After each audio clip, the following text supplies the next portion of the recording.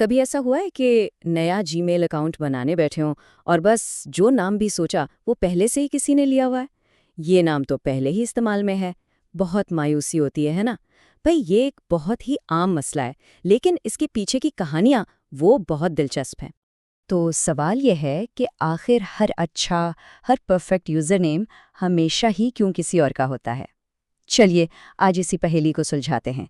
हम देखेंगे कि गूगल के वो कौन से उसूल और पॉलिसियां हैं जिनकी वजह से हमें ये मायूसी होती है, और आखिर ये सारे अच्छे नाम जाते कहाँ हैं।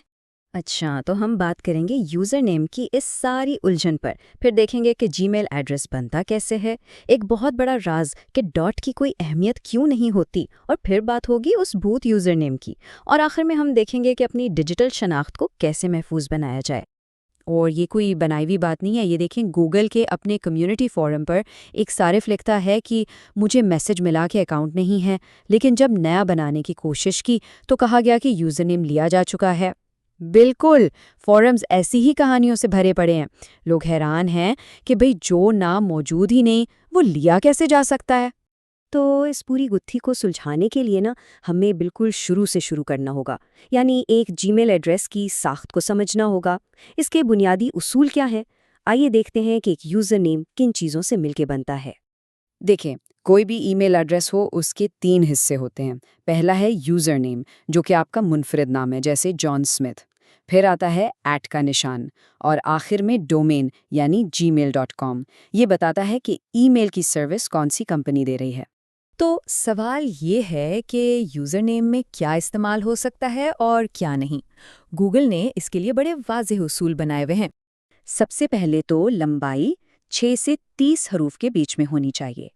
अच्छा, इसमें आप AZ यानी अंग्रेजी के हरूफ, 0 से 9 तक नंबर, और हाँ, पीरियड्स यानी डॉट्स इस्तेमाल कर सकते हैं, लेकिन कोई और स्पेशल कैरेक्टर जैसे and sign, equal to, underscore, dash कुछ भी नहीं चलेगा। और हाँ, 2 नाम ऐसे हैं जो कोई इस्तेमाल नहीं कर सकता, अब्यूज़ और पोस्टमास्टर। ये गूगल ने अपने लिए रिजर्व किए हुए हैं। चलें, अब आते हैं सबसे बड़े, सबसे आम और सबसे दिलचस्प मुगालते पर। वो बात जो अक्सर लोगों को कंफ्यूज करती है, यानी डॉट की कहानी। अच्छा, तो फर्ज करें एक ईमेल एड्रेस है john.smith@gmail.com। ठीक है, जॉन और स्मिथ के बीच में एक डॉट है। और दूसरा एड्रेस है johnsmith@gmail.com, यानी बगैर डॉट के। अब सवाल ये है, क्या ये दो अलग-अलग अकाउंट्स हैं? जवाब है नहीं, ये दोनों एक ही अकाउंट हैं। जी हाँ, जीमेल के लिए डॉट की मौजूदगी या गैर मौजूदगी से कोई फर्क नहीं पड़ता। इसका मतलब ये है कि अगर किसी का एड्रेस जॉन स्मिथ है तो j.ohn स्मिथ भी उसी का है, j.ohnsmith भी उसी का है। जितने मर्जी डॉट्स लगा लें, ईमेल उसी एक अकाउंट में जाएगी। कोई और इनमें से कोई भी वर्जन नहीं बना सकता। और सिर्फ यही नहीं, कैपिटल या स्मॉल लेटर से भी कोई फर्क नहीं पड़ता, जॉन स्मिथ भी वही अकाउंट है। और तो और @gmail.com और @googlemail.com भी एक ही चीज़ है। अच्छा, डॉट वाली बात तो समझ आ गई, लेकिन अब आते हैं एक और भी ज्यादा पुरस्रार मसले पर। वो भूत यूजर नेम जो लिया भी जा चुका है लेकिन मौजूद भी नहीं है। ये क्या चक्कर है? तो जब सिस्टम ये कहे कि अकाउंट नहीं मिल सका और साथ ही ये भी कहे कि ये यूज़र नेम लिया जा चुका है, तो ये दोनों बातें मिलकर एक ही कहानी सुनाती हैं। और वो कहानी ये है कि ये यूज़र नेम कभी किसी का था, लेकिन अब उससे जुड़ा अकाउंट डिलीट हो चुका है। तो होता कुछ यूं है, किसी ने अकाउंट बनाया जैसे jane2@melbourne.com, फिर किसी वजह से उसने अपना अकाउंट डिलीट कर दिया। अब क्या होगा, गूगल इस यूज़र नेम को हमेशा के लिए लॉक कर देगा, हमेशा के लिए। इसे कोई भी दोबारा इस्तेमाल नहीं कर सकता, यहाँ तक कि वो पहला मालिक भी नहीं। यही गूगल की पॉलिसी है।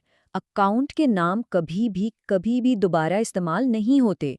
ये सिक्योरिटी और प्राइवेसी के लिए बहुत ज़रूरी है। और इसी वजह से वो यूज़र नेम एक घोस्ट या भूत की तरह बन जाता है नहीं, लेकिन जगह ज़रूर घेरे हुए। ठीक है, तो अब हम जान गए कि हमारा पसंदीदा नाम क्यों नहीं मिल रहा। अब सवाल ये है कि तो फिर क्या करें? अपनी डिजिटल शनाख्त कैसे बनाएं? चलिए कुछ अमली हलों पर नज़र डालते हैं।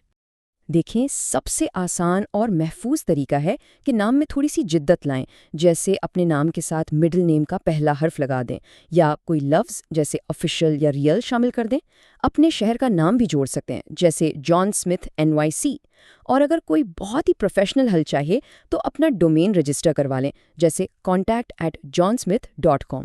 फिर मर्जी का ईमेल बनाएं। अच्छा, एक और ख्याल भी जहन में आता है कि किसी से उसका यूज़र नेम खरीद लिया जाए। लेकिन यहाँ एक बहुत बड़ा लेकिन है।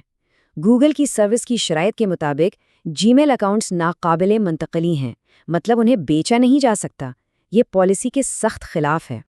और ये सिर्फ पॉलिसी की बात नहीं, इसमें खतरात भी बहुत हैं। सोचें, जिससे अकाउंट खरीदा वो किसी भी वक्त रिकवरी ऑप्शंस इस्तेमाल करके इसे वापस ले सकता है। और अगर गूगल को पता चल गया तो वो अकाउंट मुस्तकिल तौर पर बंद हो सकता है। और सबसे बढ़कर आपकी ज़ाती मालूमात भी खतरे में पड़ सकती हैं। तो ये सौदा बहुत महंगा पड़ सकता है। तो आखिर में एक सवाल पर सोचना बनता है कि क्या एक ईमेल सिर्फ एक पता है या ये हमारा डिजिटल ब्रांड है? क्योंकि आज की डिजिटल दुनिया में अक्सर हमारा यूज़र नेम हमसे पहले लोगों तक पहुंचता है, तो इसे सोच समझकर मुंतखब करना चाहिए। ये सिर्फ एक नाम नहीं, ये हमारी ऑनलाइन का